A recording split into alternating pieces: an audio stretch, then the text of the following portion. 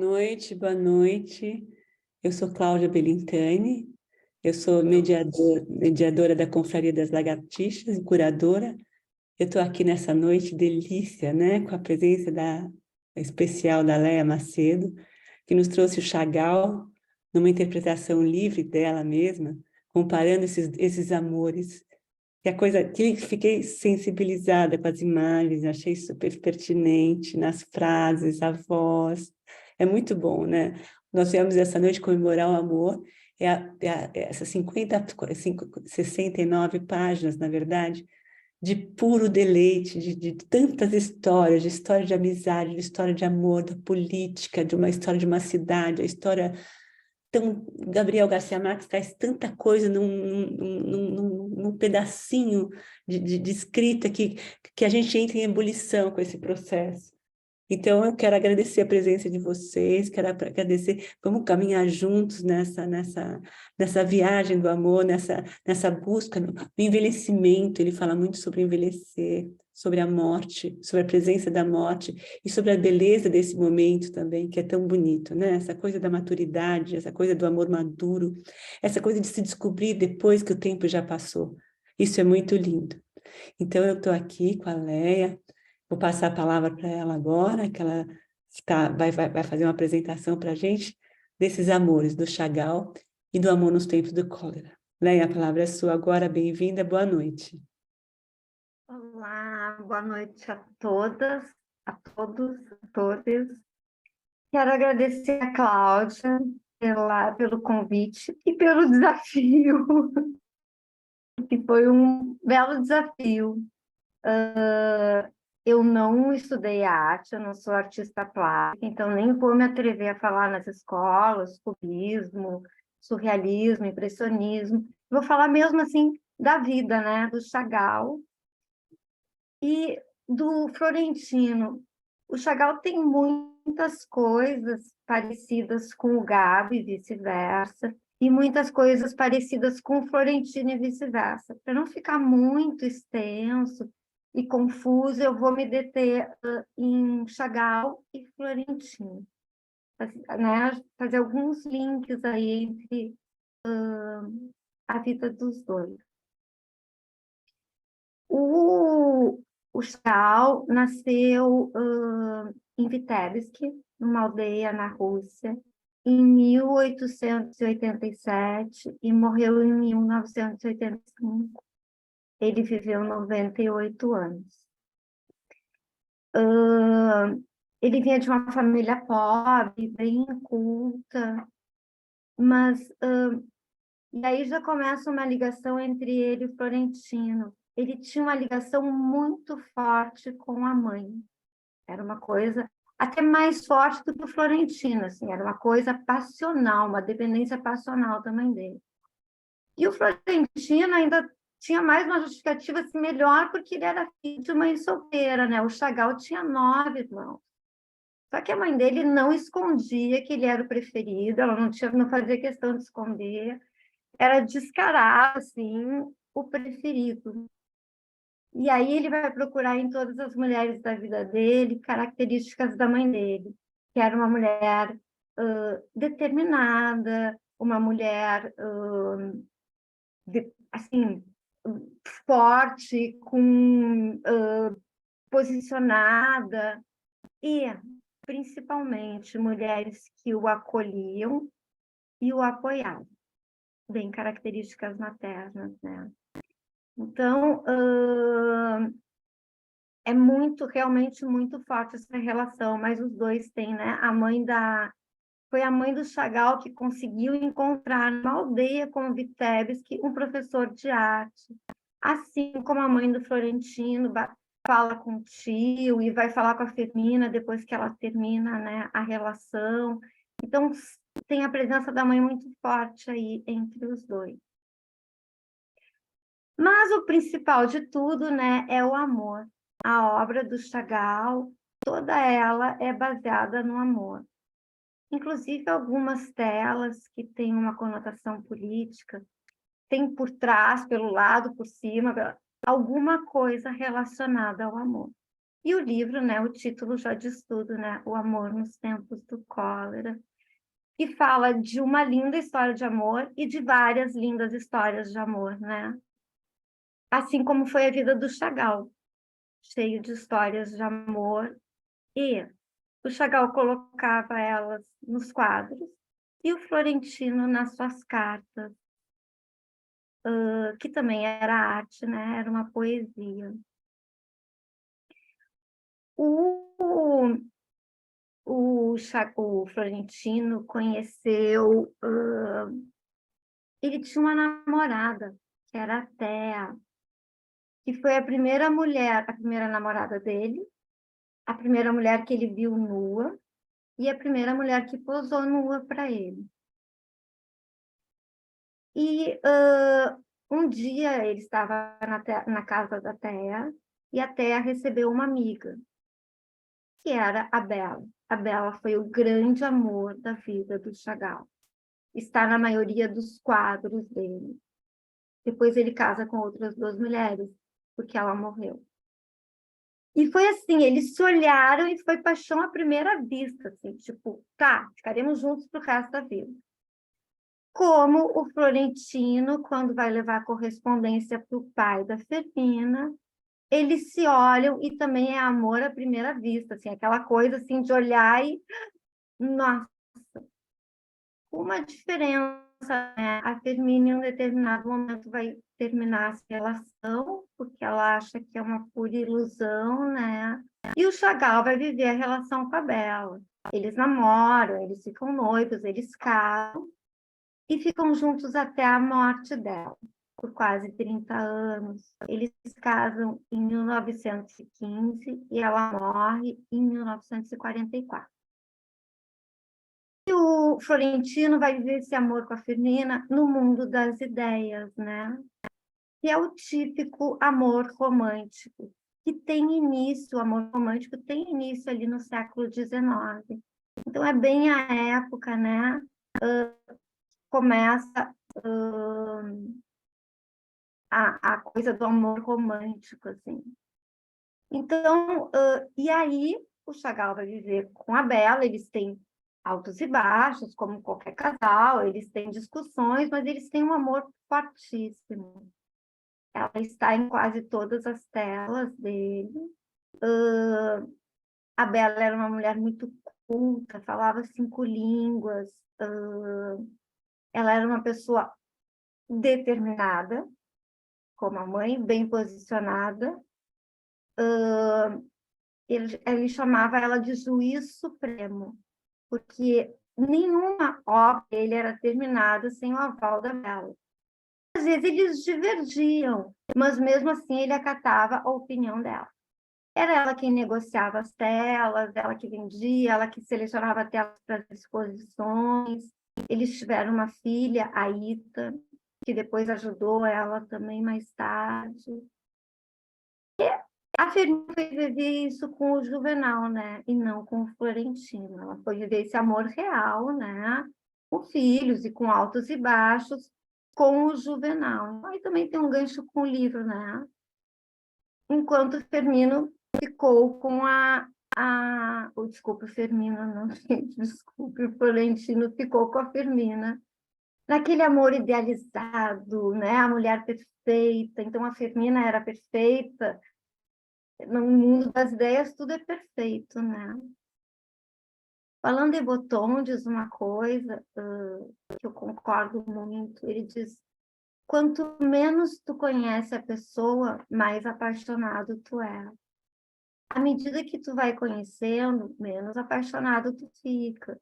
E aí vem o amor mais tranquilo, e aí vem os dados de realidade, né? Passa a conviver com as idiosincrasias daquela pessoa. Então, né, é um pouco diferente, mas mesmo assim era um amor muito forte entre eles. O Chagall, depois que a Bela morre, ele entra numa depressão profunda. Não consegue produzir nada, ele fica numa inércia. Só que quando ele começa a sair da inércia do luto, ele diz que ele não consegue viver sem mulher. Ele não consegue. Ele não consegue sobreviver enquanto ser humano e ele não consegue produzir enquanto artista sem mulher. Não dá. Então, ele diz que vai procurar uma mulher que seja uma mãe e uma companheira sexual. A Bela morreu em 44, em 45 ele casa com a Virgínia.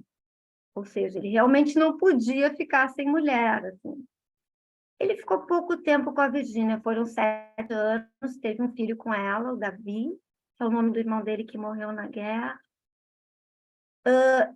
E ele termina com a Firmina no final de 51 ali, e em 52 ele já casa com a Valentina, que é a famosa Vavá, que vai ficar com ele até o fim da vida.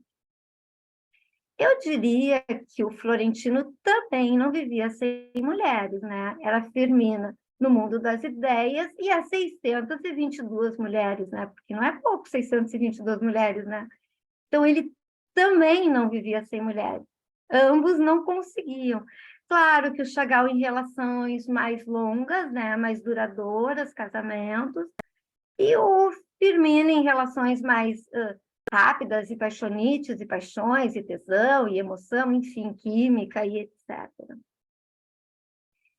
E aí, tem outra coisa, né? Os dois acreditavam no amor, e aí tem gente que diz na terceira idade, ou na melhor idade, ou nos 60 mais, 70 mais, 80 mais, porque o Juvenal esperou pela Firmina, ele tinha, né, aquela idealização, o Juvenal vai morrer, eu vou ficar com ela, enfim, ele idealizava aquilo, ele tinha ideia de que em algum momento, fosse a idade que fosse, ele ficaria com a Firmina, ela só não podia morrer antes do Juvenal, né? Mas ele tinha essa ideia. Então, viver um amor na terceira idade era possível para ele, ou nos 80 mais, 70 mais, era coisa possível, viável, e ele acreditava nesse amor. O que é uma coisa muito bacana, assim, né? E o Chagall a mesma coisa, porque quando ele casou com a Vavá, ele tinha 65, ele ficou com ela até 98 anos, e eles tinham amor, eles tinham uma relação, eles tinham sexo, eles tinham tesão, eles tinham emoção. Então, ele também não tinha esse preconceito da idade, ou achar que com mais idade tu não pode ter um amor com sexo, com tesão, enfim, né? E todas as emoções de um amor. Então, eles tinham essa coisa em comum também, né? Aliás, são várias coisas que eles têm em comum. À medida que eu fui lendo, eu fui ficando mais impressionada, assim. Eu sabia algumas, mas não tinha ideia de tantas. E aí tem o violino também, né? O Chagall era muito religioso. A religião dele era o ascetismo, a religião judaica, que era uma religião mística, ainda acredito que ainda existe, uma religião mística que pratica o amor entre as pessoas, o amor aos animais e o amor à natureza. E o Chagall era muito ligado às origens dele, a Vitebsk, a aldeia que ele cresceu, né? A gente vai ver muito aldeia nos quadros dele, vai ver muito a natureza, os animais, a vaca, o bode, o galo, o peixe, que tinha muito a ver com o pai dele, porque o pai dele vendia peixe. O pai dele era um homem mais low profile, a determinada da família era a mãe. E o violino. A gente vê violinista, a gente vê bode tocando violino, a gente vê violino flutuando, e o Chagall compõe uma valsa para Bela, solo de violino. Podia ser qualquer instrumento, podia ser flauta, podia ser violão, podia ser... Mas é justamente violino, então tu tem os dois ali essa coisa do violino. E no Chagall é bem forte, a gente vê violino em várias telas dele. Então, aí também, né, temos um gancho, assim. Depois que a Bela morre, Em 1948, ele volta para a França. Ele estava em Nova York quando ela morreu, porque eles tinham fugido da perseguição, né, aos judeus. Antes eles estavam em Paris. E aí, quando ele volta para Paris, ele não gostava de Nova York, ele define 2 nomes para as telas dele: amor e química. E aí ele disse que o amor estava no que ele pintava, né? Nas figuras que eram pintadas na tela, e a química estava nas cores. E eu diria que o Juvenal viveu que a vida dele era pautada por amor e química. O amor pela Firmina, no mundo das ideias, e a química nas 622 mulheres que ele se relacionou. Então, eu não quero me estender muito, acho que é mais ou menos isso, assim, são coisas principais, assim. Eu queria terminar uma um jornalista faz uma pergunta para o Chagall, e eu acho que a resposta dele tem tudo a ver com o Florentino. Eu vou ler para vocês, é bem rapidinho. O repórter pergunta: por que tantas pessoas desafiam a gravidade e voam em suas obras? E aí o Chagall responde: porque havia uma grande necessidade de encontrar uma certa coisa ideal que não está na Terra, que está além da nossa vida cotidiana, além do mundo da nossa casa e da nossa rua. Por isso a esperança de poder voar para tentar encontrar esse ideal. Eu acho que tudo isso aqui representa muito assim, o que é o Florentino, o que ele viveu. Ele também procurava alguma coisa que estava além da casa, além da rua, além do palpável, né? E o mundo ideal. Então, eu acho que é isso. Talvez daqui a pouco eu me lembre de mais alguma coisa. O vídeo do início eu fiz uma montagem ali, selecionei alguns trechos do livro e ilustrei com algumas obras do Chagall, e isso é muito pessoal, né? Coisas minhas, assim, que eu achava que tinha a ver. E eu quero pedir desculpas, porque eu só percebi antes de mandar para a Cláudia que ficou Amor nos Tempos do Cólera e não O Amor nos Tempos do Cólera. E a hora que eu revisei várias vezes, mas enfim, quero pedir desculpas para você. E é isso, eu agradeço a todos. Agora eu passo a palavra para a Cláudia. Leia, obrigada, que delícia, que associação linda, que gostoso, como é bom a arte, transcende, né? A gente viaja, você através das imagens, Ana Cristina através da música, cada um com a sua história, tão bom isso, a vida da gente vai enriquecendo. E assim, é tão... Eu fiquei emocionada, depois no final a gente passa de novo, novamente o vídeo, ficou muito bacana a associação, as histórias são muito lindas, né? A gente se alimenta de sonhos, eu acho que é a coisa mais importante do mundo. E a presença do outro na nossa vida é extremamente importante, porque a gente se reflete através do olhar do outro, né? E é isso que acontece com esses 2 amores, com essas 2 histórias de amor tão lindas, né? E agora a gente está com a presença da Carla Belintani e da Casa Frida aqui também. Vou passar a palavra para ela, depois a gente vai abrir para que vocês possam passar para a gente o que vocês sentiram desse comecinho, desse livro maravilhoso. Carla, a palavra é sua agora. Bem. Obrigada, Leia. A gente já volta para você. Eu que agradeço. Boa noite.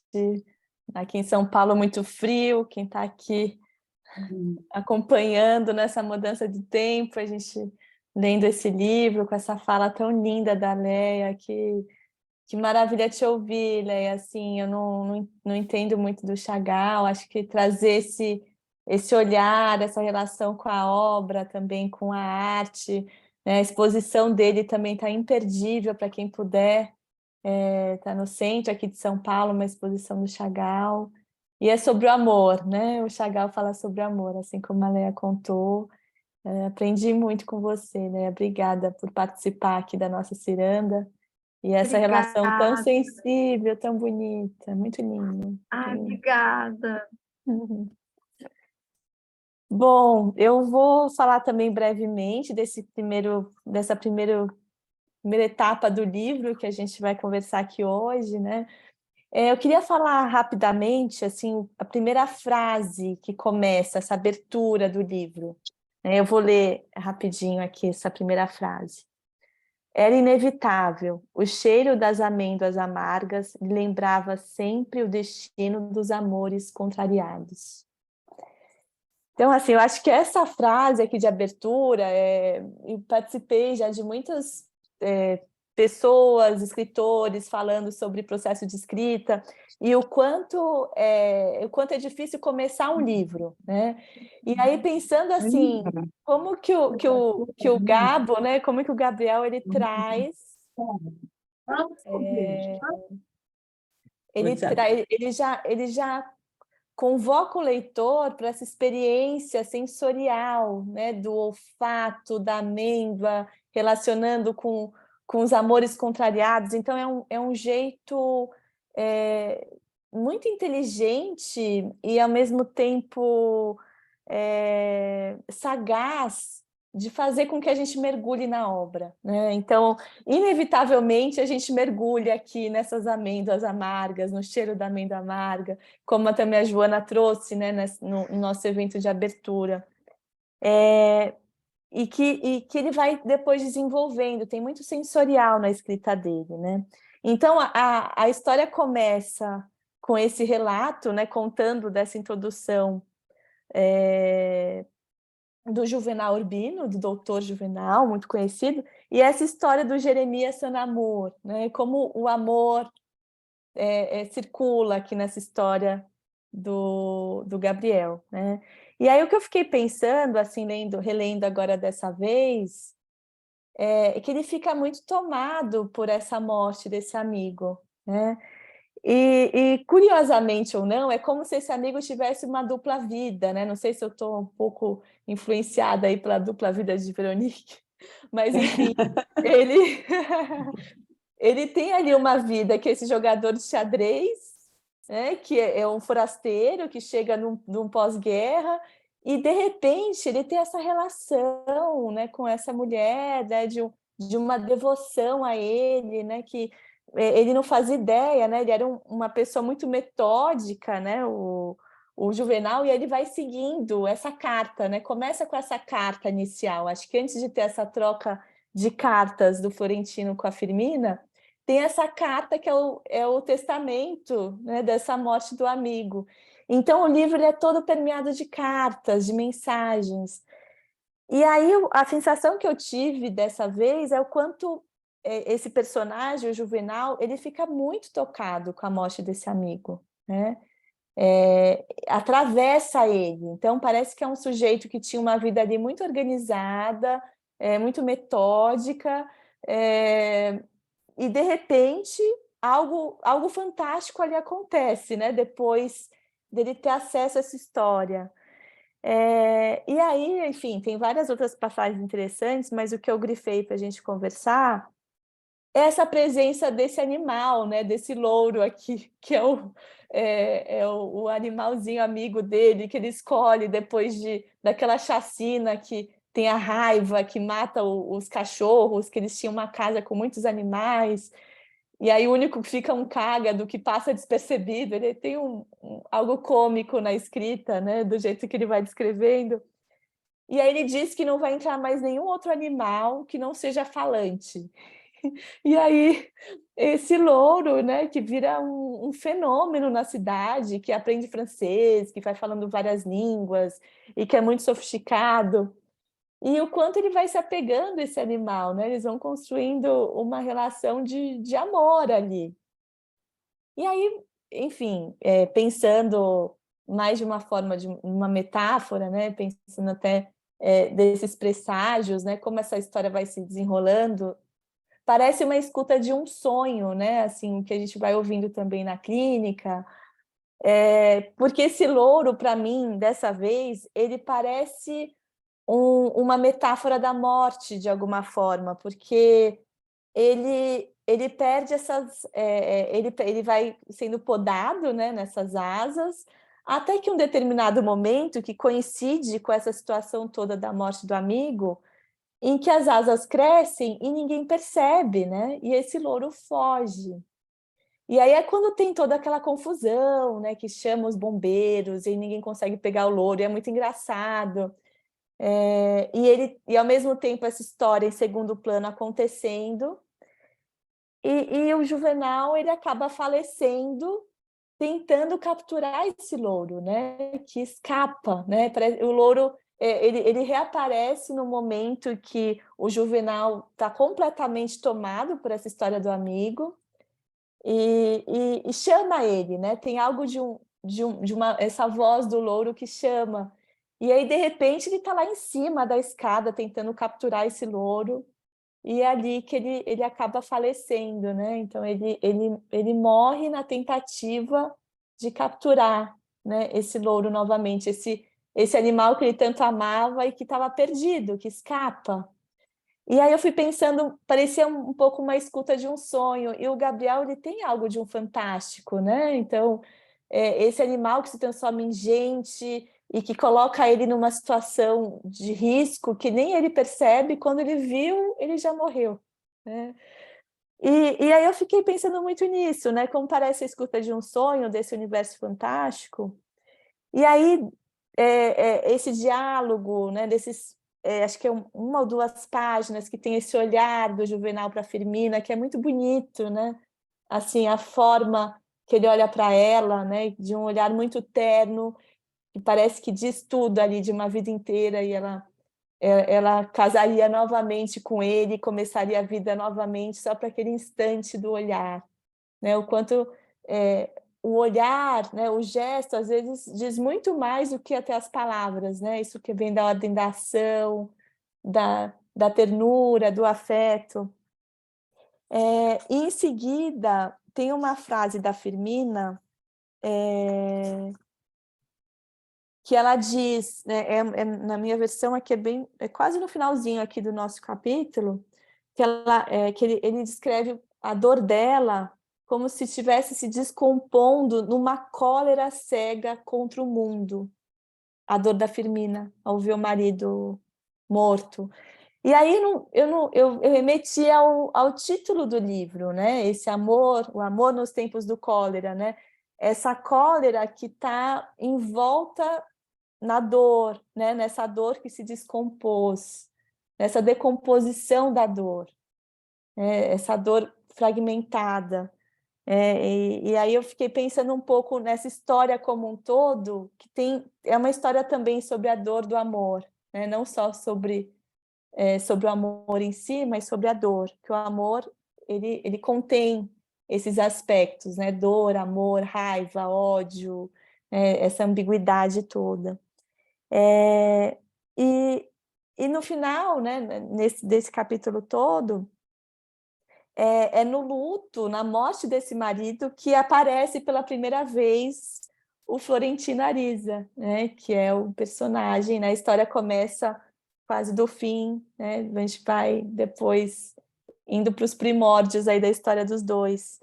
E ele com 76, e esse amor em silêncio, isso um pouco também que a Leia fala, né? O quanto tinha de fantasia que ele foi projetando nessa história da Firmina, e que ele espera, né?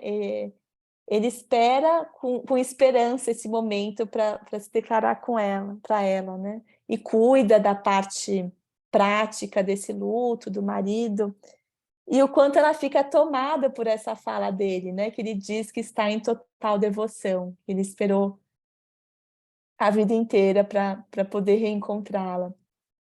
E aí eu fiquei pensando um pouco nesse sentido, né? Dessa dor que se descompôs, que é essa cólera, que se descompôs em cólera, desse louro como uma metáfora da morte, dessa despedida, né? Desse duplo que é o Jeremias, né? Jeremias Sanamur, que parece que vira um duplo aí do Juvenal, né? Tem alguns aspectos, parece que ele vai introjetando, ele fica muito identificado com esse amigo, e que no final ele acaba também cometendo suicídio sem perceber, né? Ele acaba se matando assim como amigo, né? Mas, enfim, é muito bonito assim, a forma que ele descreve, e o quanto dá para a gente pensar, né, nas relações, nos sentimentos, nessas histórias que duram, que se sustentam por uma vida e que movimentam para se realizar, né? Algo de um desejo que permanece, que pode se, né, aguardar 72 anos para se realizar, né? O que será que nos movimenta para viver em busca de um sentido, né? Eu acho que, voltando para essa primeira fala, a primeira frase do livro, a gente volta para esse cheiro das amêndoas amargas, né? Para esses amores contrariados, e o quanto os amores movimentam, né? Eu acho que esse livro ele traz essa proposta do amor como um objeto de movimentar desejos, né? Da gente seguir, né? Como algo para a gente se agarrar, acreditar, né? E fala muito sobre envelhecimento também. Então, foi um pouco que eu fui pensando nessa releitura, e queria agora abrir também, ouvir vocês, né? Se eu estou aqui sonhando, de repente cada um tem um sonho próprio, eu estou compartilhando um sonho que eu tive dessa releitura aqui com vocês. Então é isso. E, Carla, obrigada, que delícia, né? Eu acho que também tem uma coisa assim, o Chagall tem a história dos bichos, ele traz o cachorro dinamarquês também, que o cachorro se mata também, porque ela deixa a corda solta e o cachorro não sai, né? Ele fica junto do dono e ele cai. Ele era, até então, o Jeremias era um santo para ele, né? Ele queria canonizar o santo ateu que ele falava do cara, né? Que jogava xadrez com ele, era uma coisa impressionante.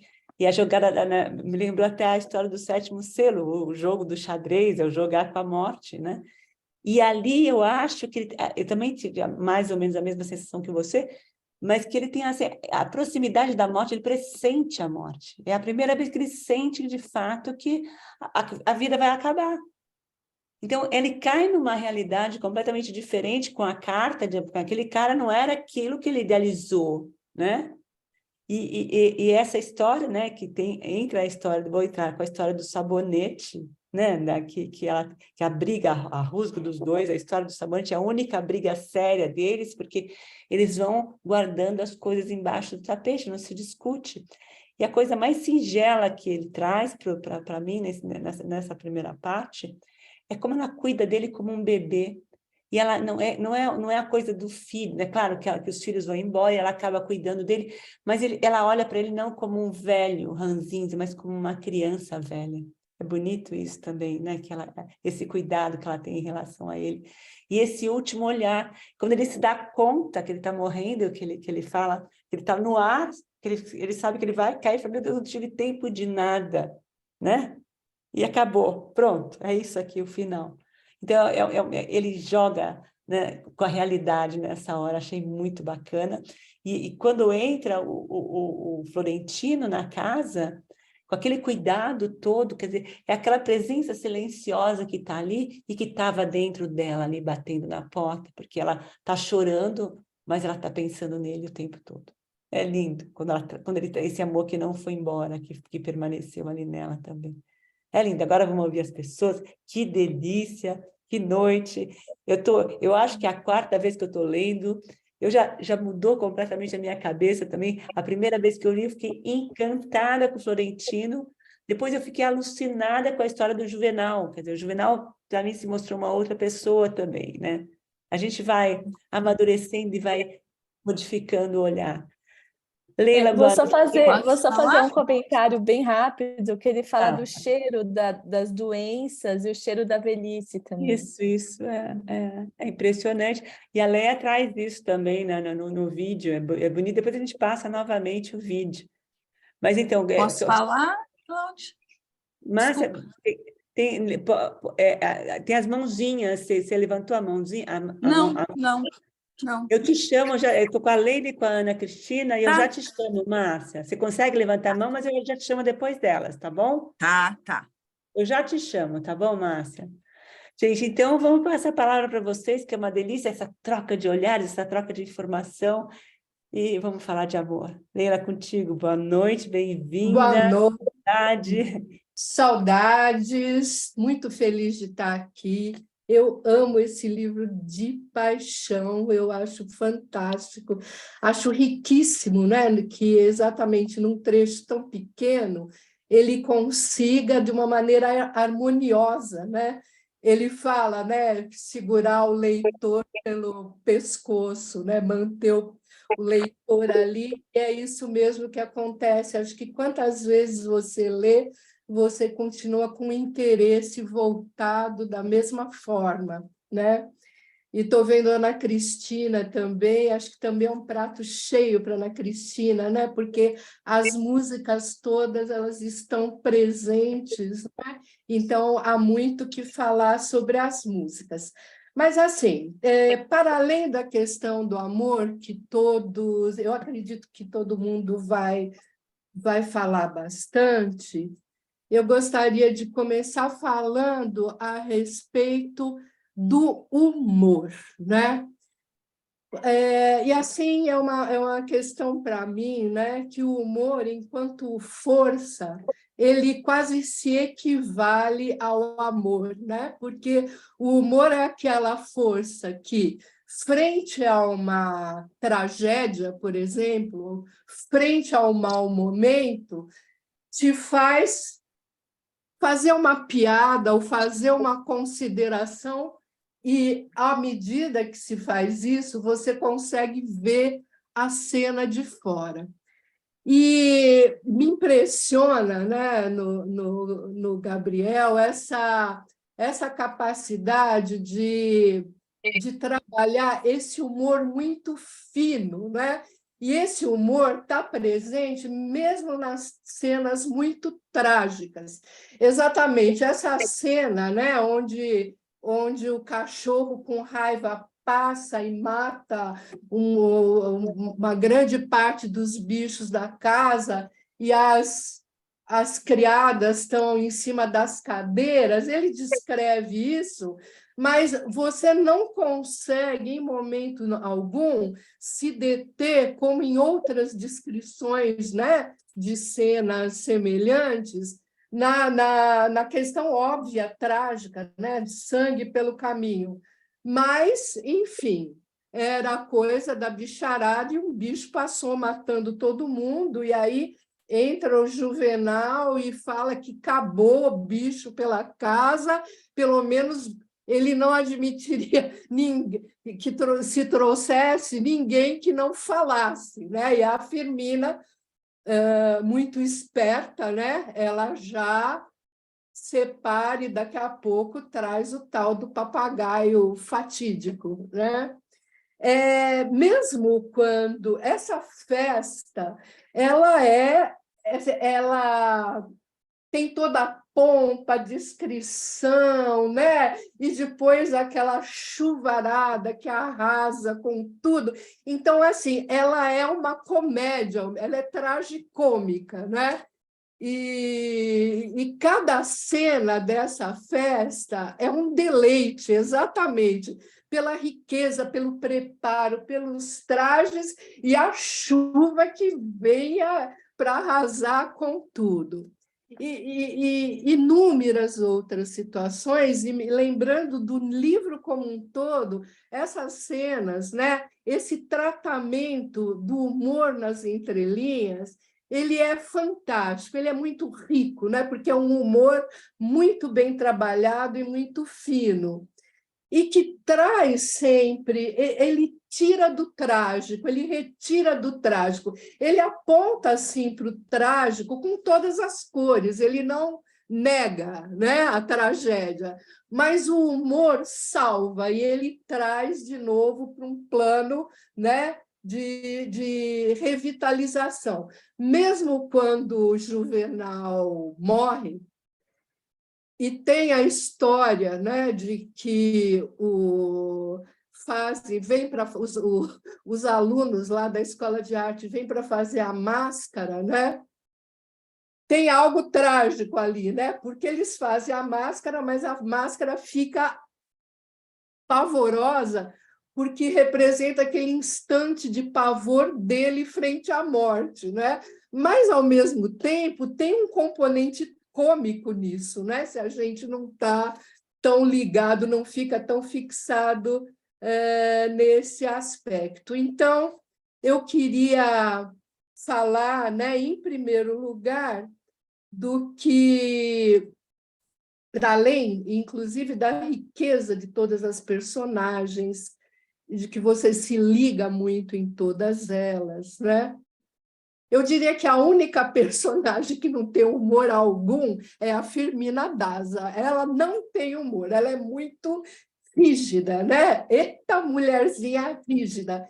Ela é uma personagem muito atraente, porque ela é muito íntegra, né? E ela é muito altiva, e ela se impõe como mulher numa sociedade que esperava, né, que a parceira do doutor, né, do doutor ali tão ilustre, fosse alguém da mesma casta, né?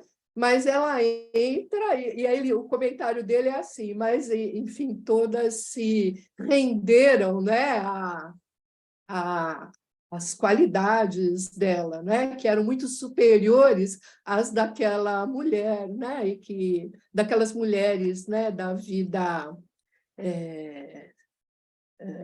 de elite.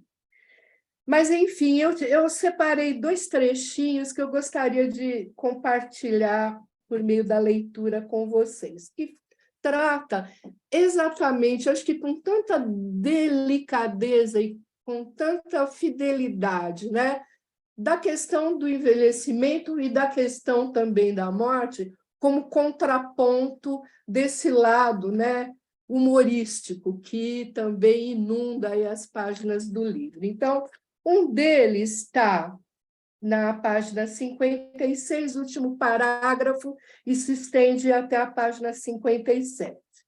Diz o seguinte: por pura experiência, sem fundamento científico, o doutor Juvenal Urbino sabia que a maioria das doenças mortais tinha um cheiro próprio, e nenhum tão específico quanto da velhice. Ele o sentia nos cadáveres abertos em canal, na mesa de dissecação. Reconhecia o mesmo nos pacientes que melhor disfarçavam a idade, e no suor da sua própria roupa e na respiração inerme de sua mulher adormecida. Não fosse ele o que era, em essência, um cristão à moda antiga, talvez tivesse ficado de acordo com Jeremias de Saint-Amour, em que a velhice era um estado indecente, que devia ser detido a tempo. O único consolo, mesmo para quem, como ele, tinha sido um homem bom de cama, era a extinção lenta e piedosa no apetite venéreo, a paz sexual. Aos 81 anos, tinha bastante lucidez para perceber que estava preso a este mundo por uns fiapos tênues que podiam se romper sem dor com uma simples mudança de posição durante o sono. E se fazia o possível para preservá-los, era pelo terror de não encontrar Deus na escuridão da morte. Eu acho esse trecho fantástico. E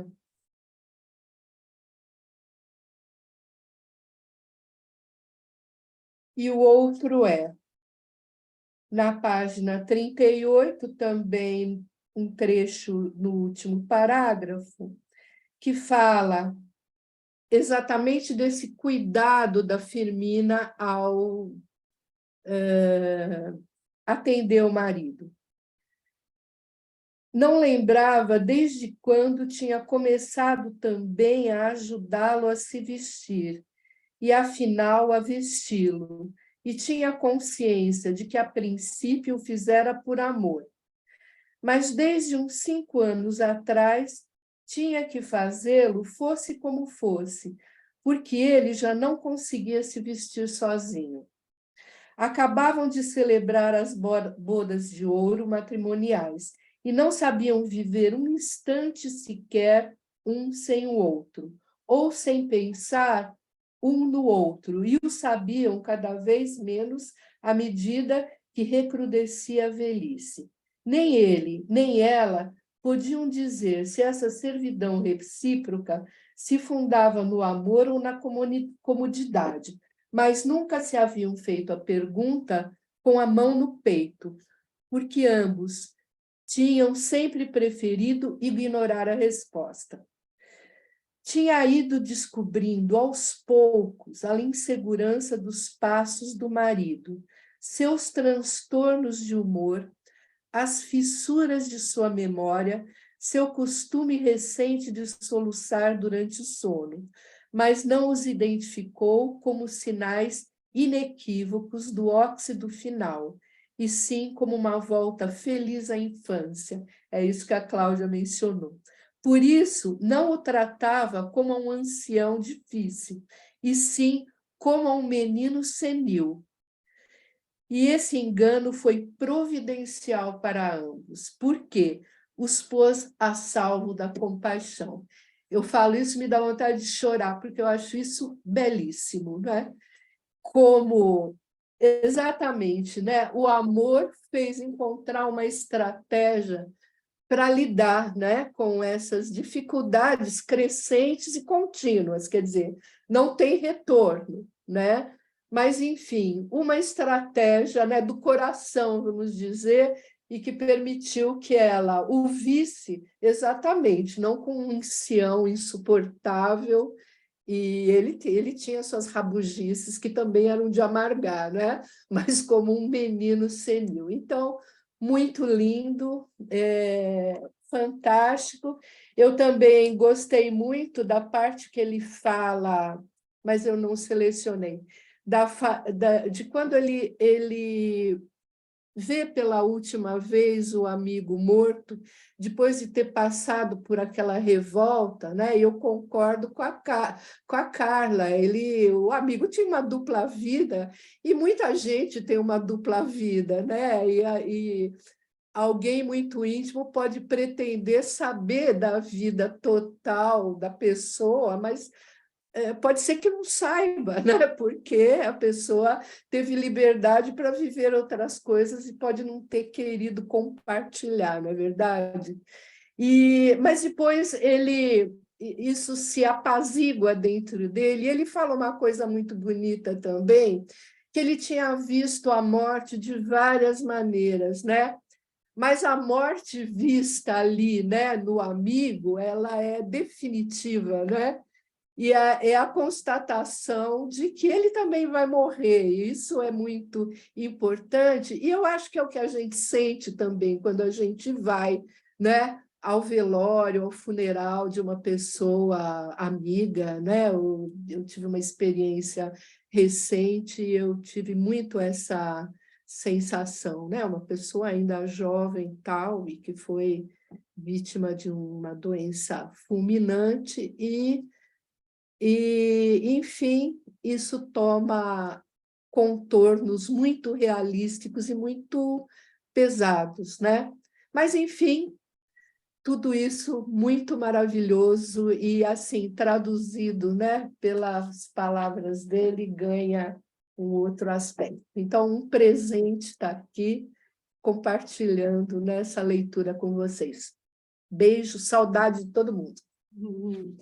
Obrigada, Leila, obrigada pela presença, pelas palavras, é muito forte isso, né? Tem tanto... A gente leu 50 páginas só e tem tanto conteúdo, tem tanta coisa para trocar, né? Como ele é intenso, como ele marca, como ele entra na nossa memória poética e mexe com todas as nossas histórias. Tem uma terminologia que ele fala do Jeremias, que ele fala... ele morreu de quê? Geriafobia. Achei essa frase ótima, porque ele tinha fobia da velhice, né? E ele determina, ele estava super bem, né? E ele faz o pacto com ele mesmo, impressionante, né? O processo. Mas obrigada, Leila, obrigada pela presença, pelo carinho. Eu que agradeço. Palavras. Que bom que você vai caminhar com a gente nessa... Sem dúvida, sem dúvida. E outra coisa bacana que a Carla trouxe também, que eu não tinha me tocado, cólera, né? O duplo significado da palavra cólera também, que é a Sim. raiva e que é, na verdade, a epidemia, né? A Também. doença e A a doença raiva, o e a raiva, sentimento. tudo junto, é. E eu acho que Sim, de sim, amor... existe amores doentes também, né? Faz sim, parte. Acho que toda sim, forma de sim. amar vale. Obrigada, Leila. Ana, Eu boa que noite. agradeço. Beijo para você. Boa noite, Ana, bem-vinda. Que bom estar com você. Boa noite, todo mundo. Eu estou aqui viajando nas palavras da Cláudia, na apresentação da Leia, Que nas bacana. pontuações formidáveis da Carla, os trechos da Leila. É uma viagem, né? Esse É muito amor. bom. Mas eu vou aqui para um trecho do livro interessante que me chamou a atenção, né? Dia após dia, uma vez depois da outra, durante vários meses, o doutor, não está escrito isso, mas o doutor Juvenal Urbino tinha feito louro ouvir canções de Yvette Gilbert e Aristides Bruand, que haviam feito as delícias da França no século passado, até que o louro decorou tudo, cantava com voz de mulher, se era as dela, com voz de tenor, se elas dele, e terminava com gargalhadas libertinas. Então, eu fiz uma playlist que depois eu vou disponibilizar. Primeiro, Podia ter colocado também. É verdade, Ana. eu já coloco para vocês, que eu não sou muito ágil em colocar aí no. Mas eu mando para a Cláudia e para a Carla, aí vocês colocam, tá prontinha. É a primeira Que delícia. parte da banda sonora do Amor nos Tempos do Cólera. Então, as canções de Yvette Gilbert, que é a cantora francesa, um dos símbolos da Belle Époque. Muito sucesso e imortalizada nos quadros de Toulouse-Lautrec.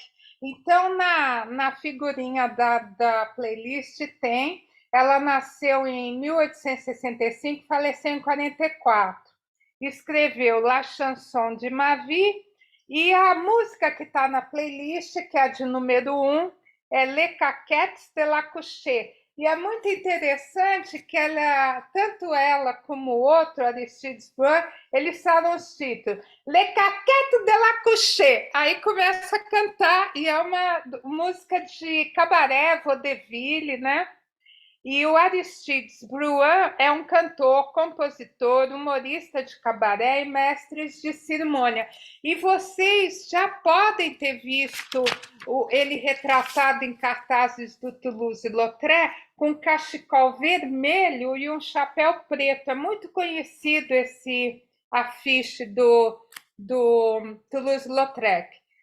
A música 2 é La Villette, e depois Ale Salud. É bem interessante porque o doutor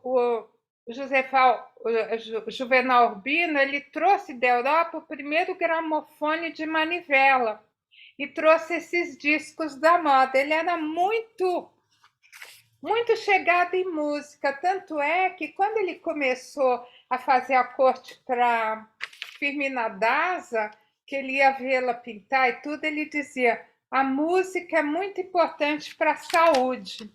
Ele dizia isso. Bom, o último dia, que por sinal é o começo de todo o livro, ele condensa 5 episódios formidáveis. Um é a morte do Jeremias Sanamour, que é marcante. O outro é a visita que o Juvenal Urbino faz para a viúva dele, a fuga do louro, que as asas cresceram, e o almoço grande das bodas do Dr. Lacides Olivella. Nesse almoço, o grupo da Belas Artes toca óperas, porque o Dr. Juvenal Urbino adorava ópera. Então, a terceira música da playlist é La Chasse, do Mozart. Acho que é a quarta música, E com esse recital, o Dr. Juvenal Urbino, que ele é muito amante da música, a cabeça dele vai divagando para se lembrar de Viena e das óperas que ele assistia. O Tannhäuser, que é do Wagner, que, por sinal, é o meu coro favorito. Então, tá lá o número 5, é o Coro dos Peregrinos, de Tannhäuser. Depois tem Don Giovanni, do Mozart, que é impactante, porque o Mozart faz para o pai dele, Don Giovanni, é o número 6 da playlist.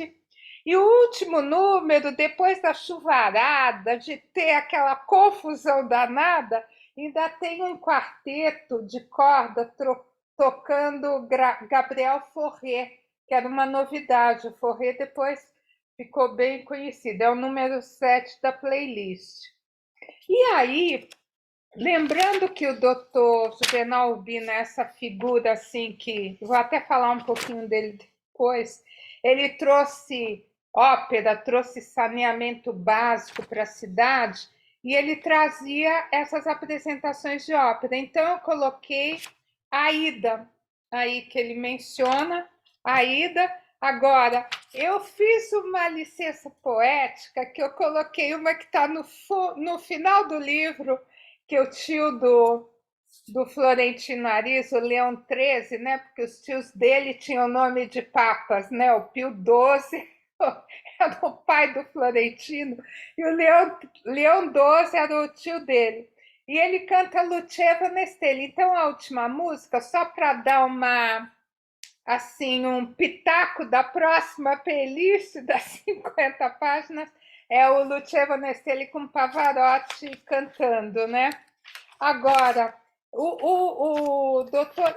Eu achei o amor da Firmina Dazi e do Florentino Arida muito interessante, tudo uma beleza. Só que como eu sou filha de médico e neta de um médico que é assim, a cópia do doutor Juvenal Urbino, que inclusive eu acho até que meu avô foi até aluno na França desse Adrien Proust, que é o epidemiologista famoso que é mencionado, né?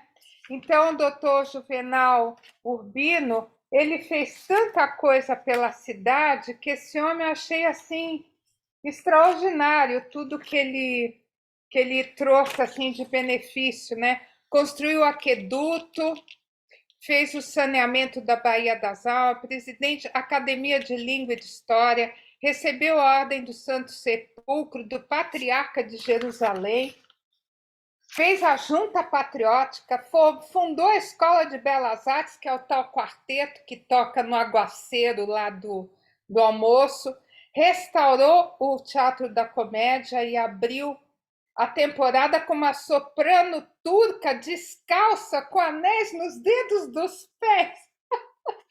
Achei sensacional. E aí a ópera chegou na cidade. Bom, o Florentino, a única coisa que eu vou mencionar dele, assim, o que me tocou profundamente, as transas homéricas do Florentino com a Leona Cassini, a Rosalba no navio, que pegou ele sem ele saber quem era, a Sara Noriega, as viúvas todas, né? A viúva Nazaré, e a América Vicunha, que no final foi o grande amor dele, mas isso está lá na frente, né? Mas o que eu tinha a dizer é isso. Eu vou colocar essa playlist para vocês, que eu acho que é a minha pequena colaboração aí, a banda sonora desse começo da... Ô, Ana, já prepara a playlist da segunda leitura para a gente, tá? Para a gente colocar já lá no material de apoio. Uma delícia isso. E eu até lembrei da Maícia está aqui também, porque ele cita um livro, né? Que o Jeremias estava lendo o Nada de Novo no Front. Eles foram no cinema ver Nada de Novo no Front, o cinema começou. Interessante, porque a gente ganhou Oscar agora. Né? E ele estava com 2 livros para ler, né? Aí tá Maícia aí também podia jogar essa história. Quer dizer, associar, começa com a história do Chagall, né? Do amor, com a Leia, com essa viagem maravilhosa, com essa similaridade da vida dos dois, né? Da obra. E eu estou lembrando aqui, eu vou falar uma coisa que acho pertinente, porque eu não sei se vocês leram O Continente, do Érico Veríssimo, e tem Não. tem um retrato, né? Que é muito parecido com o Juvenal, mas muito parecido. Era o cara que também traz a música para a cidade, que traz a ópera, que traz os bons costumes, que era médico também, mas ele escreve antes, né? O Rodrigo Terra Cambará, que, na verdade, enfim. Estou fazendo uma miscelânea, mas eu lembrei muito, que eu não tinha associado, mas agora associei, engraçado. Então é isso, Ana. Estou aí, está aqui. Você mandou para mim agora, né? Vou Já mandar. mandei para a Carla, mandei para você e mandei para a Carla, porque eu não sei colocar no chat. Então, tá Carla pronto. põe aqui, que eu estou aqui, meu computador está meio confuso aqui com o chat. A Carla põe para a gente. E vamos colocar também agora, no próximo, no material de apoio do próximo, Ana. Se quiser, depois a gente vai acrescentando, só me avisar, tá bom? Tá bom, tá bom. Uma delícia te ouvir, uma delícia poder contar com essa coisa da música, da alegria, dessa pegada toda querida que você traz para a gente também. Ana, muito bom ter você com a gente, viu? Obrigada pela presença, pelo carinho, viu? Beijo grande. Nair, eu vou passar a palavra para a Márcia primeiro, porque ela só não levantou a mão, mas já te passo a palavra, tá bom, Nair? Mas a Márcia vai falar agora. Márcia, boa noite, Márcia, Boa bem-vinda. noite, Bom te obrigada. Boa ver. noite a todos também, Bem-vinda. Cláudia. Desculpa, hoje eu não encontrei a mãozinha, Não não sei faz o que está mal, não faz acontecendo. mal. Bom, eu li Os 100 Anos de Solidão, acho que na adolescência, talvez, e eu passei meio que a vida pensando e dizendo a todos que um dos livros mais lindos e que me era assim mais caro era 100 Anos de Solidão. Aos 4 anos, eu resolvi reler. E foi uma decepção, porque eu não consegui chegar na página 30. Não consegui, não foi. Eu não, nossa, foi assim, foi muito, muito triste. Eu fiquei, bom, imagina a revolução que isso ocasionou na minha vida, né? E aí fez muito sentido para mim um ditado que eu sempre ouvia, que era: nunca volte para o lugar onde você já foi feliz. E aí eu trouxe para o livro: nunca releia um livro que você amou demais, né? Embora já tenha lido muitos. Então, eu estava bastante receosa de ler O Amor nos Tempos do Cólera, porque é um outro livro que eu amo, e com muito medo. Então, tá bom, comecei a ler, e eu já estou na página 218 e não consigo parar de ler, e estou amando muito mais do que a primeira vez. Então, a gente pode voltar no lugar onde se foi feliz e reler um livro sem grandes estragos, né? Mas a diferença que eu percebo agora, óbvio, toda vez que voltamos a um filme ou a um livro, tem muitas coisas que passaram desapercebidas, ou que nós vamos encontrar outros sentidos, né? Eu vou meio na contramão, talvez, aí da maioria. Eu não estou com muita paciência com o Florentino, com o amor do Florentino. E assim, torcendo demais para o doutor Juvenal, assim. Ai, quando ele subiu na escada, eu falava: não, não, mesmo sabendo que iria acontecer, lamentando muito que fosse acabar, né, ali a história. Mas, complementando até o que a Carla disse, e eu fiquei pensando, Carla, que no começo da vida tem a coisa que é o olhar da mãe que vai constituir ali aquele bebê, né? O psiquismo vai inaugurar. E ali no livro, o olhar deles, a troca do olhar, é algo que também constitui o sentido de uma vida inteira juntos. Achei muito lindo, né? Valeu a pena esse olhar trocado. Então, eu queria... Opa, o que aconteceu aqui? Então, eu queria... Está me ouvindo?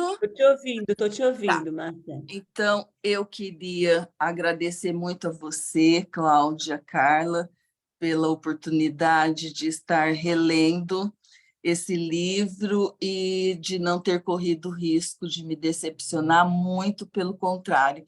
Eu estou mais encantada do que a primeira vez. E agradecer muito a Leia também, pelas colocações que ela fez do Chagall, que eu não conhecia. Então, muito obrigada a vocês, um beijo. Márcia, querida, obrigada pela participação, um beijo para você também. E eu Obrigada tive a a mesma você. sensação também, viu, com a história do Juvenal, não se preocupa. Engraçado que quando eu li, né, já falei, adolescente, eu fiquei encantada, e aí depois o Juvenal me fisga de alguma forma, mas agora eu já estou assim, né? Já estou pensando de outra forma também, mas é uma delícia. Eu acho que gente, essa obra é uma coisa para a gente ficar indo, voltando, Isso, entrando novamente. É tão maravilhoso, ele escreve muito. Obrigada pelo muito. carinho, Márcia, pela presença, obrigada, viu? E que Obrigada a bonita vocês. essa frase também que você traz, né, Márcia? Que é possível voltar para o lugar que a gente já foi feliz. É claro Sim, que a sim, cada releitura nós também estamos diferentes, né? Dependendo do exatamente. nosso momento, mas e como Não isso vai se somos o ressignificando. mesmo, não somos os mesmos e o lugar também não é. Então, é sempre novo. Uhum. Obrigada, Carla. Obrigada a você, Obrigada, Márcia. Márcia. Boa noite para você. Obrigada. Boa noite. Nair, boa noite. Bem-vinda. A palavra é sua agora. Tudo bem?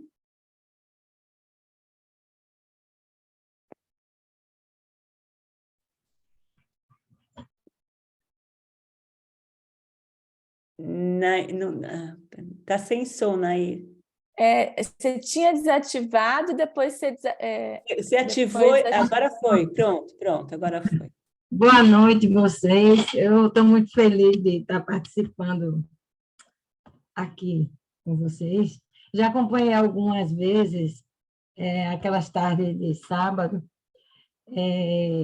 mas o que me chamou muito assim foi a leitura desse livro, porque eu já li 2 vezes e essa é a terceira. E eu acho que quando a gente lê em conjunto, a gente sempre ganha muito mais, né?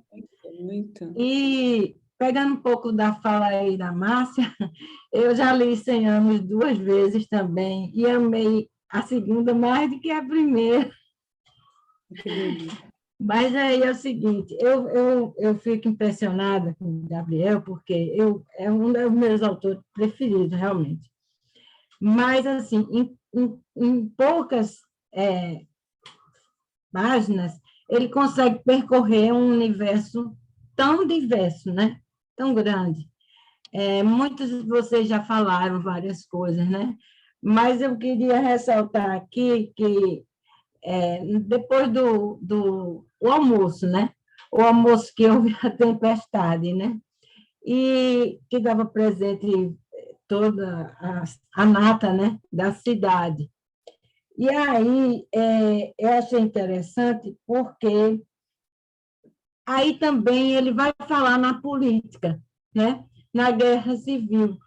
Quer dizer, ele dá realmente um passeio geral nesse primeiro capítulo por quase todas as esferas da nossa vida, né? Aí o arcebispo fez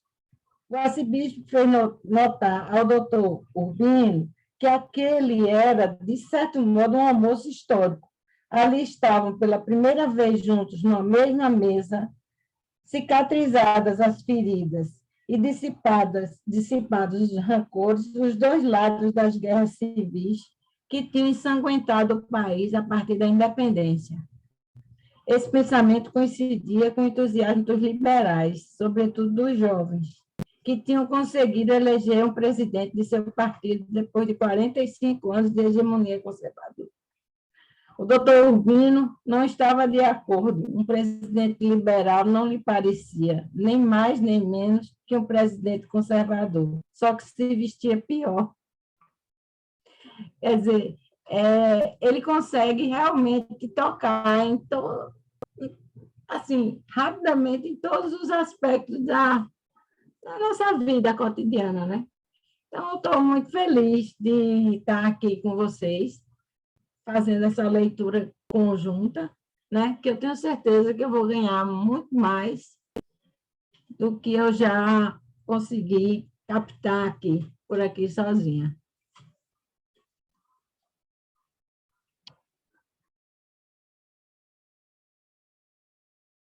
Nair, que delícia poder partilhar, que delícia poder trocar, que delícia poder dividir isso tudo, né? É muito bom. Esse é o grande da confraria, essa coisa da fala, da escuta, da troca. Isso é tudo. E é tão bom poder partilhar isso, gente. É tão bom poder dividir, é tão bom poder conhecer o outro, abrir espaço para o outro também, né? Porque às vezes as opiniões são divergentes das nossas.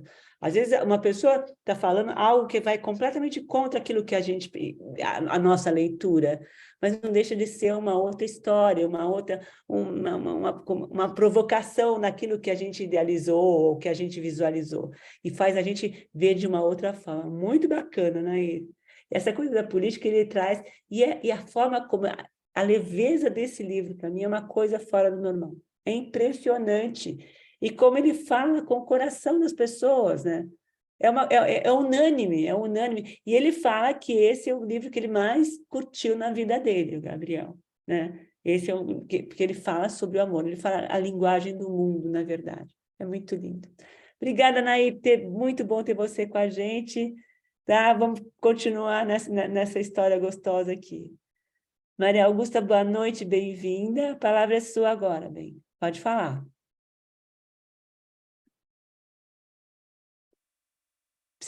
Não, você está com o microfone fechado. Você abriu o microfone, Maria Augusta. Pronto, agora Antes eu vou pedir para Márcia Ribeiro, por favor, preste mais atenção no Florentino, porque o Florentino Ariza, ele vai assim crescendo ao longo do livro.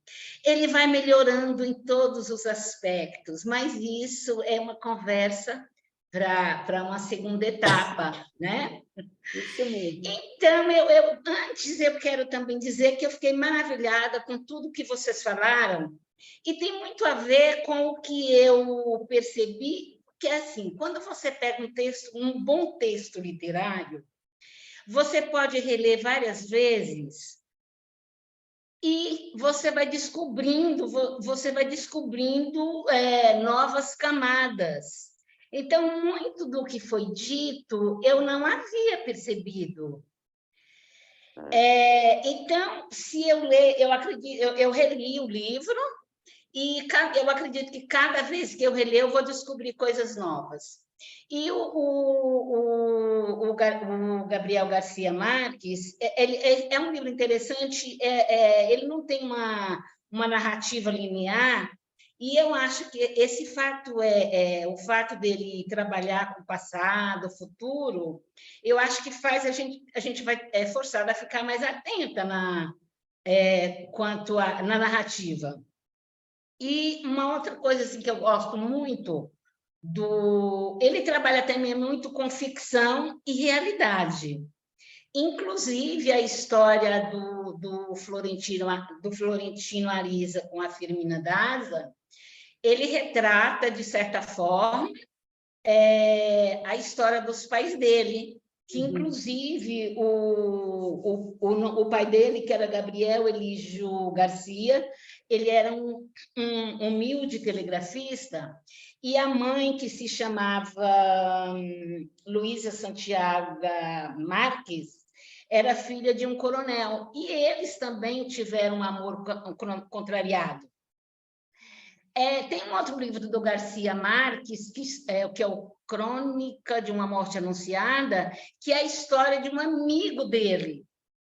E a mãe do Garcia pediu para que ele não escrevesse nada, e se ele escrevesse, que deveria publicar depois. depois da morte da mãe do amigo. E foi o que ele fez, ele só publicou 2 anos após a morte do amigo, para não deixá-la mais triste. Eu achei muito interessante que esse livro, ele já no primeiro capítulo, ele já nos mostra 2 ritos de passagem: vida, morte. Primeiro, a morte do Santamur, do Jeremias Santamur, e depois a morte do Juvenal. O doutor Juvenal Urbino, que se não me engano, é no 3º capítulo, porque ele é interessantíssimo, é uma figura humana maravilhosa. Mas só no 3º capítulo é que a gente fica sabendo mais sobre a vida, o que ele fez. E então são mortes também diferenciadas, porque o Santamur, ele era um santo ateu, nas palavras do próprio doutor Urbino. E o doutor Urbino era extremamente católico. Inclusive, quando ele está lá tentando socorrer o amigo, embora já tivesse morto, ele fica muito preocupado, e na página 15, a edição que eu estou lendo é de 2001 da Record, ele diz o seguinte, que é a terceira... Ele estava, à época, com 81 anos, e ele diz, é a 3ª vez que eu perco a missa do domingo desde que tenho uso da razão. E aí ele fala, mas Deus entende.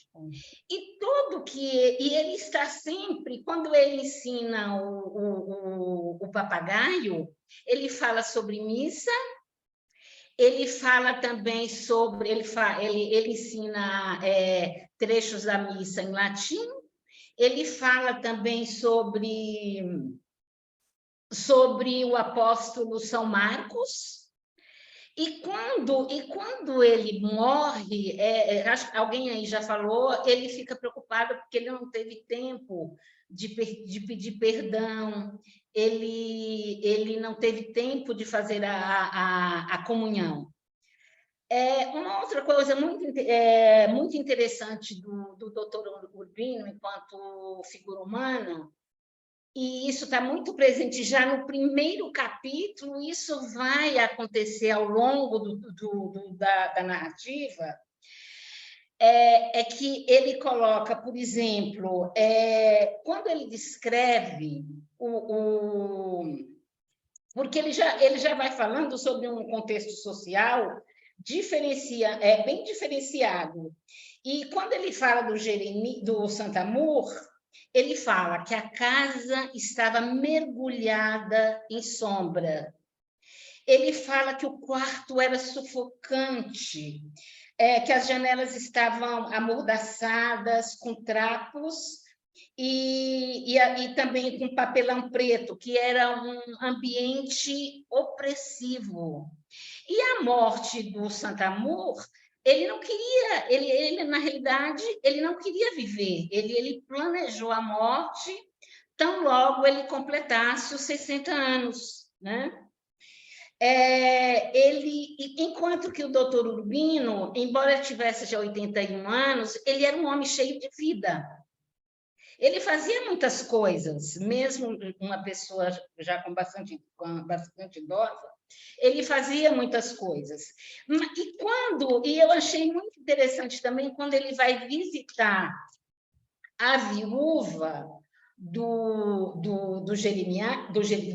Santamur, ele fica muito chocado, porque era o bairro dos escravos, então faltava saneamento básico, as casas eram de madeiras desbotadas, os telhados de zinco, tinha um aspecto miserável, desamparado, tinha uma malta, ele usa exatamente esse termo, uma malta de meninos nus. E, segundo a amante do Santamur, quando ela diz assim, que ela quer continuar morando naquele bairro que ela chama de este morredouro de pobres. E isso impressiona muito o doutor Urbino, porque depois, quando ele volta para a casa dele, ele repete essa frase. E, como oposição, ele já mostra um outro espaço da narrativa, que é a casa do doutor Urbino, que é uma casa que é descrita como luxuosa, era de uma escrivaninha de madeira nogueira, poltronas de couro, estantes envidraçadas, 3.000 livros encadernados com pele de carneiro, e tinha as iniciais do doutor Urbino. Então, é muito... Quando ele fala, também no primeiro capítulo, ele já começa a delinear, ele já começa a falar um pouco sobre a velhice, e que é um tema que eu acho que merece muita reflexão, principalmente que eu já sou velhinha, mas eu sou muito feliz. Eu não tenho nenhum problema de idade, ainda não.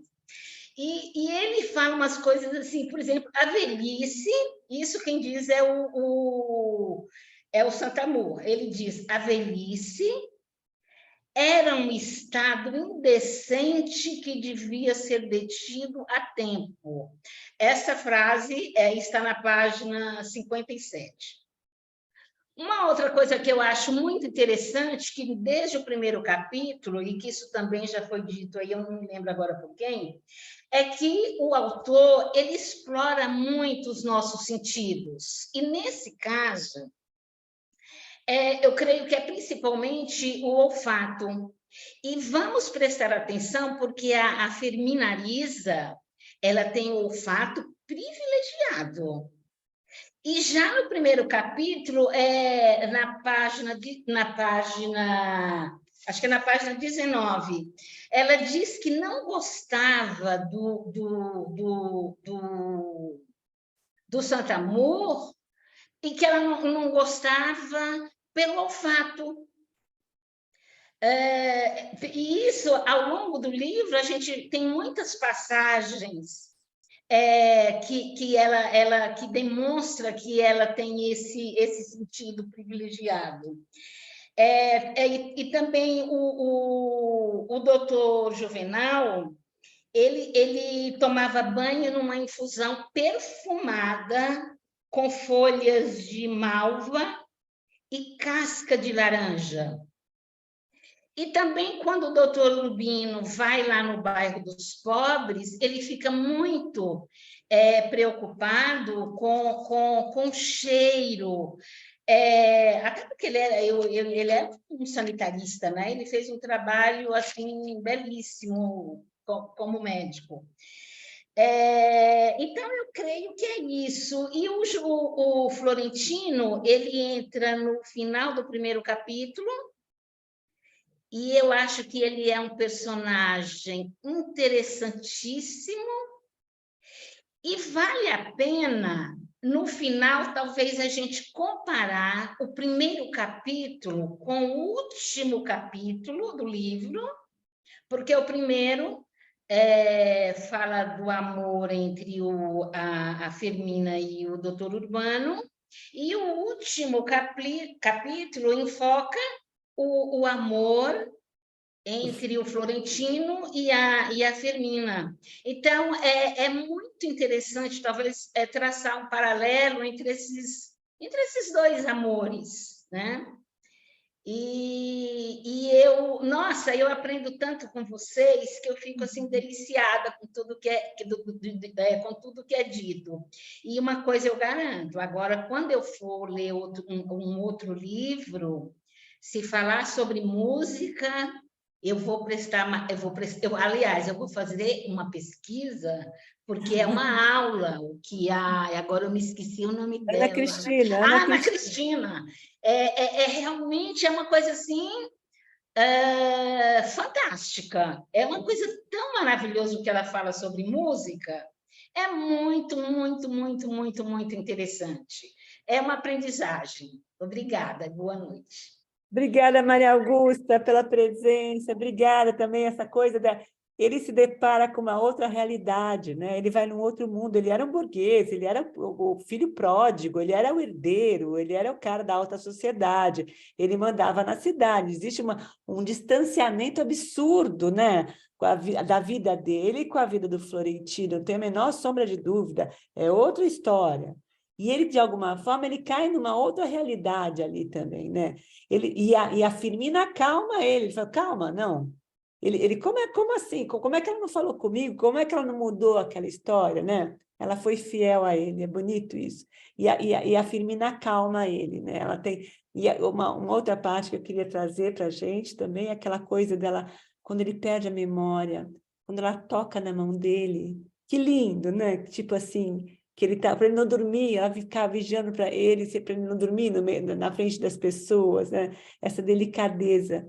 E a gente percebe que existia uma relação que não era uma relação muito que as coisas eram muito abertas, muitas coisas não eram ditas, mas o amor existia ali. É lindo, lindo, lindo também. Eu acho que qualquer maneira de amor vale a pena, vale amar, né? Isso é o mais importante. Agora eu vou passar a palavra para a Nailé, depois eu queria que a Ana com a música, a Léa com as imagens, né, através do Chagall. Eu queria que a gente poder finalizar daqui a pouco, já está quase na nossa hora, para a Léa poder finalizar novamente com esse trabalho que ela fez, maravilhoso, e que é muito bacana poder estar com vocês. Aí, com você agora, bem, pode falar. Rapidinho, comparando um pouco essa questão voltando um pouco, a questão da velhice e da profissão da medicina, sabe? Porque isso é uma coisa real. Quem tem parente médico ou conhece algum médico mais próximo, sabe que ele está aqui já imaginando a velhice dele, chegando aos 81 anos, mesmo ele ainda sendo um homem tão vigoroso, né? Porque, embora se negasse à aposentadoria, estava consciente de que só o chamavam para atender casos perdidos, mas considerava que isso também era uma forma de especialização. Era capaz de saber o que tinha o doente só pelo seu aspecto. Quer dizer, isso é uma verdade absoluta até hoje. Você veja, quase nunca os médicos são os clínicos se aposentam.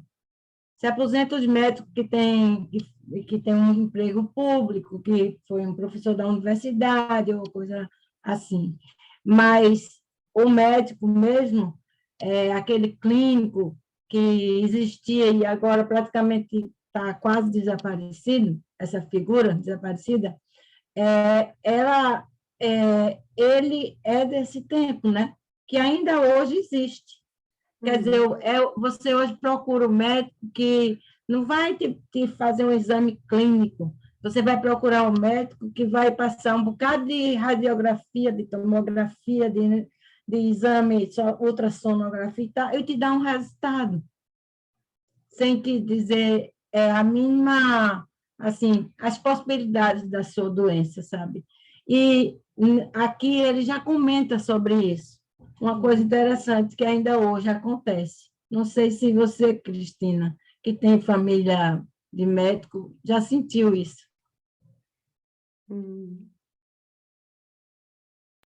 Sim, ficou tudo muito especializado, né? Antigamente eles faziam diagnósticos, estudavam e davam muito conforto, não encaminhavam tanto para medicamento, cirurgias, né? E eu senti isso assim no doutor Juvenal, viu? Bem querer com ele. Ele fala, inclusive, das cirurgias, né? Que ele era contra as cirurgias, né? Mas olha só quanta coisa, quanta história, quanta coisa boa que a gente conseguiu juntar aqui, né? E mais importante, a gente continuar falando de amor. Então, para isso, eu queria... Carla, mais alguma coisa, Carla? Eu tenho várias falas aqui que eu fiquei capturada, assim, gostei muito também da fala da Maria Augusta. Linda, assim, o trabalho que a Ana trouxe, a Ana Cristina com as músicas, porque além do olfato, tem o som também, a audição, né? Como ele vai descrevendo, né? Assim, acho que ele trabalha bem com os sentidos, né? E essa fala da Naira, a primeira, eu fiquei pensando muito na descrição desse jantar, né? Como também tem algo sensorial ali, né? Parece que a gente também é um convidado, cada um com o seu nome, onde vai sentar, e de repente cada um vai sentando no lugar, que Tudo se aliás, desmonta também, é verdade, tudo se desfaz ali, tudo se desmonta. E a chuva, né? O fator da natureza também chegando e dizimando tudo. Tanto é que no enterro do Juvenal, também quase ninguém consegue ir até o final, porque a chuva chega lá e devasta tudo, né?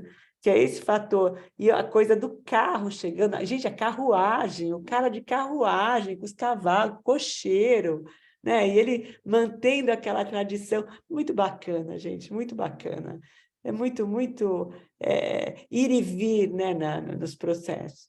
É muito lindo. Então, e eu queria que a Léa, se possível, colocasse para a gente poder finalizar o teu vídeo, Léa. Você consegue colocar novamente para a gente?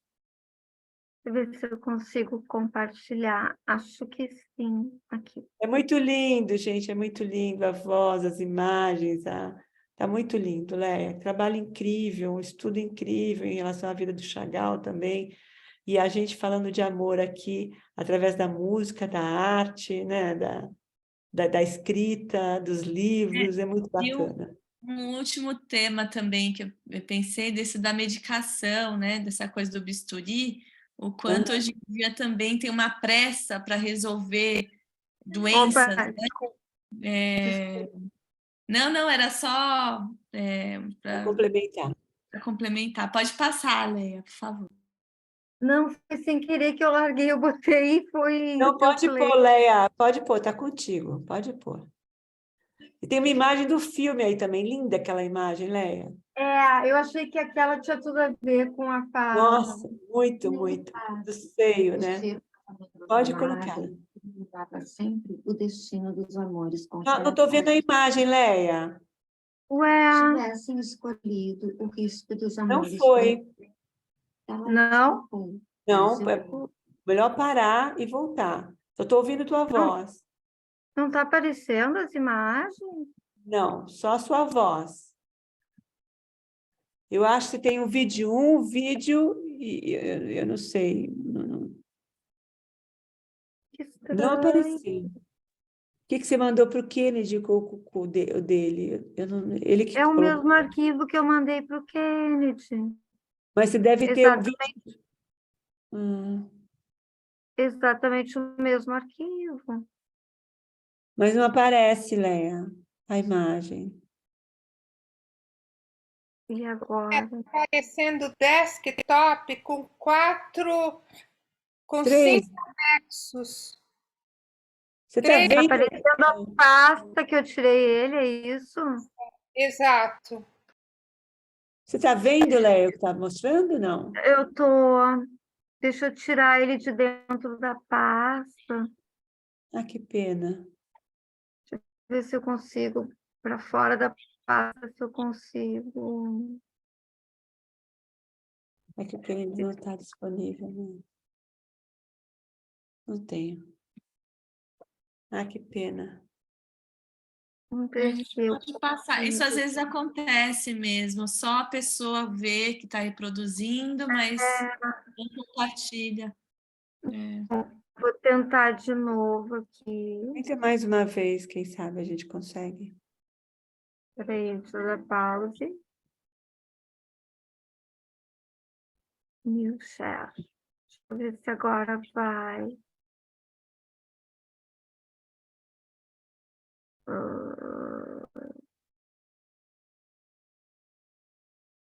Vamos ver aqui. Ah, foi. Apareceu? Pronto, Apareceu? foi, pode. Léa, Agora vai. dá um play que tá tudo bem. Pronto, deu. inevitável O cheiro das amêndoas amargas lhe lembrava sempre o destino dos amores contrariados. Tivessem escolhido o risco dos amores proibidos. Ela lhe explicou, era seu gosto. Além disso, a clandestinidade compartilhada com um homem que nunca tinha sido seu por completo e na qual mais de uma vez conheceram a explosão instantânea da felicidade, não lhe pareceu uma condição indesejável. Ao contrário, a vida lhe havia demonstrado que talvez fosse exemplar. E estava convencido, na solidão de sua alma, de haver amado em silêncio muito mais do que alguém jamais amara neste mundo. Florentino Ariza a impressionou pela aura de desamparo que o envolvia. Firmina Daza acordou assustada por uma serenata de uma valsa só em solo de violino. Florentino Ariza confirmou que ele tinha feito a serenata e que a valsa tinha sido composta por ele e tinha o nome pelo qual conhecia Firmina Daza em seu coração, a deusa coroada. Nunca soube em que momento a diversão se converteu em ansiedade e sentia o sangue virando espuma na urgência de vê-lo. E uma noite acordou espavorido, porque o viu olhando-a no escuro aos pés da cama. Então desejou no fundo da alma que se cumprissem os prognósticos da tia. E rogava a Deus, nas suas orações, que ele tivesse coragem de lhe entregar a carta, só para ela saber o que dizer. Em todo caso, seus jovens anos no Hotel Suspeito não se reduziram à leitura e à redação de cartas febris, pois também o iniciaram nos segredos do amor sem amor. Uma noite, voltou do passeio diário aturdida pela revelação de que não só se podia ser feliz sem amor, como também contra o amor. Hoje, ao vê-lo, descobri que só nos unia uma ilusão. Ele abriu a camisola até a cintura com 1000 cuidados. O peito intacto e altivo, de bicos infantis, resplandeceu um instante feito uma labareda nas sombras da alcova antes que ela se apressasse a ocultá-lo com os braços cruzados. Imperturbável, o médico lhe afastou os braços, sem olhá-lo, e fez a auscultação direta com a orelha contra a pele, primeiro o peito e depois as costas. Foi encontrar-se com uma frase que julgava sua e que o pai escrevera num caderno muito antes dele nascer. Só me dói morrer se não for de amor. Estava convencida de que o amor era, na realidade, aquilo que mais falta lhe fazia para viver. Florentino Ariza pendurou o espelho na sua casa, não pelos primores da moldura, e sim pelo espaço interior, que tinha sido ocupado durante 2 horas pela imagem amada.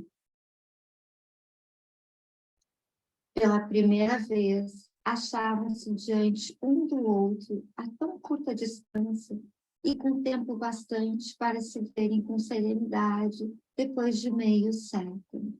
E ambos se haviam visto tal como eram, 2 anciãos espreitados pela morte, sem nada em comum, além da lembrança de um passado efêmero que já não era deles, mas de 2 jovens desaparecidos que podiam ser seus netos.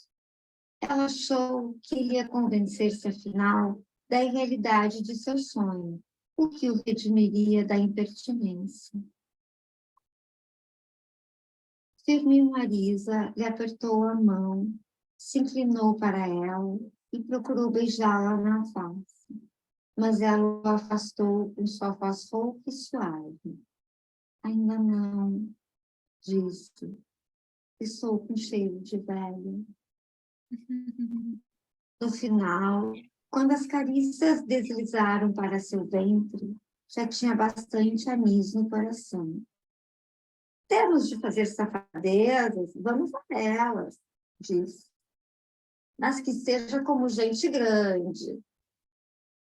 Era como se tivessem saltado o árduo calvário da vida conjugal e tivessem ido sem rodeios ao grande amor. Deixavam passar o tempo como dois velhos esposos escaldados pela vida.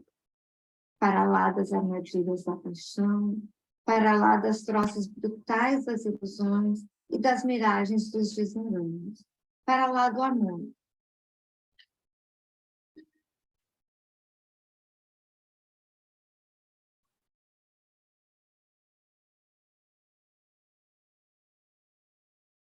Ai, que lindo, Léa. Muito bacana, bacana. Que trabalho. Vamos colocar agora, Léa, depois eu vou pedir para os meninos editarem para a gente colocar no material de apoio da próxima leitura também. Tá lindo, tá lindo. E depois, se puder mandar o nome das obras, que a gente coloca também, Eu tá? vou mandar, vou Tá, mandar. pede para o Kennedy fazer isso para você, tá bom?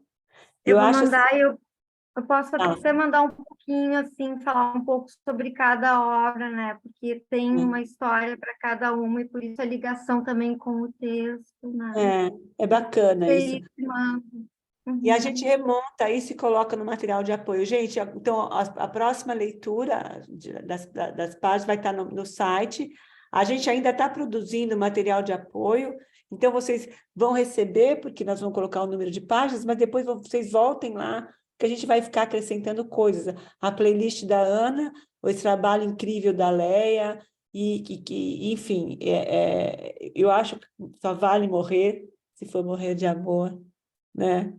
Eu acho que a gente tem que amar muito e para continuar vivendo, né? E amar também é isso também, é poder partilhar, é poder contar com cada uma de vocês e ter vocês na história da gente também, porque a gente acaba virando um cúmplice do outro aqui. Isso não deixa de ser uma forma de amar.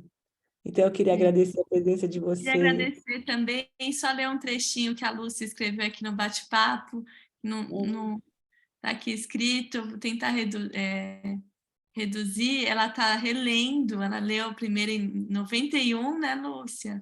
Ela está relendo agora em castelhano, depois da apresentação da Joana, e ela gostou muito da passagem da vestimenta da Firmina, que é uma experiência sensorial, que ela consegue sentir o cheiro, provavelmente, do talco que ela usava. Obrigada, Lúcia. Obrigada. Lúcia, a Lúcia também escreve. Lúcia, quiser deixar isso, também escrever alguma coisa para a introdução, eu adoro a tua escrita, manda para mim, mas assim, para a gente poder colocar lá, que a gente não está com o material pronto ainda. E essa coisa da roupa dela, quando ela fala que ela está liberta, que a roupa é larga, né? Que ela não tem que... Né? Que coisa mais gostosa aquilo, né? Impressionante. E aí o fato também do Juvenal não conseguir se trocar sozinho mais, que coisa impressionante, né? A dependência dele em relação a ela, e de repente a gente vê aquele médico lá tirando aquele lençol daquele amigo, né? Como se tivesse uma... Ele descreve como se tivesse uma pétala de uma flor ali, né? Virando aquele lençol, aquele homem altivo, e que a mulher trocava, dava banho nele, passava talco nele, que nem o neném, que coisa mais linda, né? Isso é a coisa da intimidade também, né? Que é algo tão, tão bonito, né? E é isso, Terezinha, teu livro está aqui na minha cabeceira, me esperando, estou aqui numa revolução, mas está ali, já dei uma olhadinha, Terezinha escreve também, acabou de lançar um livro, e muito bacana, que bom que você está aqui, eu acho que a gente vou ver se eu consigo mudar essa coisa da quinta-feira para você estar aqui com a gente também. Gente, é isso. Eu queria agradecer a presença de vocês, o carinho, as falas, o estudo, essa coisa, esse estudo da Léa, essa coisa da Ana, de todo mundo entrando, falando, trazendo, somando. Esse é o grande da nossa história. Gente, a Cris está aqui, estou vendo de novo. Obrigada pela noite, pelo carinho. E aí no site vai estar o material de apoio. Lúcia, eu te espero também nesse sentido, tá bom? Beijo para vocês. Obrigada. Muito bom estar com Obrigada vocês. pela Fernanda. Obrigada pelo convite, obrigada por me ouvir. Muito gostoso. Muito bacana, gente. Obrigada. Obrigada pelo carinho. A também. Denil, eu vi a Denil aqui também, não estou vendo ela de novo. Mas, enfim, feliz de estar com vocês. Leila, obrigado pela presença. Márcia, Beijo obrigada. para todos. Boa noite para Abraço. vocês. Leia, querida, obrigada. Augusto, estou te esperando. Beijo. Terezinha, beijo para você. Dalva, boa noite. Lígia, boa noite. Beijo para vocês, gente. Cris, Tá. Maria Augusta, obrigada pela presença também. Beijo. Catarina, boa noite. Obrigada, Nair. Obrigada também, viu? Um beijo para você. Cláudia, só a Maíse que não apareceu. Aí que Maíse, acho que aconteceu. saiu. A Maíse está com muita tosse. Ela Ela ia saiu. falar. Ah, tá. Ela me Ela tá avisou que muito- saiu. ela me falou que está Ela com está muita tosse. gripada. Ela queria falar, Ah, mas ela não tá. conseguiu por causa da tosse, da gripe. Da tosse. Tá bom? Gente, Tá uma boa bom. noite. Beijo para vocês, gente. Obrigada. Tchau, Boa boa noite. Tchau, boa Tchau, noite. tchau. Tchau, Carla. Boa noite. Terezinha, beijo para você, querida. Tchau, gente.